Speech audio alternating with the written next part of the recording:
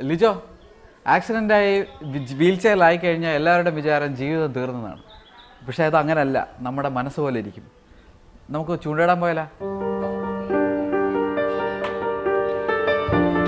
ജോർജും ജാസ്മിനും പ്രതീകങ്ങളാണ് ഇച്ഛാശക്തിയുടെ, ആത്മവിശ്വാസത്തിൻ്റെ.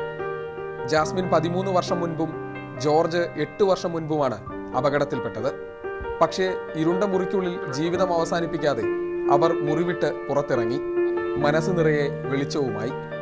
ഇവിടെ മലയറ്റൂർ മലയിലൊക്കെ മല കയറാൻ പറ്റി, പിന്നെ ആനപ്പുറത്ത് കയറാൻ പറ്റി. ഞാൻ ഇങ്ങനെ സങ്കടപ്പെട്ടിരുന്നെങ്കിൽ എനിക്കിതൊന്നും ആസ്വദിക്കാൻ പറ്റത്തില്ലായിരുന്നു. ആ ഉള്ളിലെ വെളിച്ചത്തിൽ നിന്നാണ് ജോർജിന് ജാസ്മിനോട് പ്രണയം തോന്നിയത്.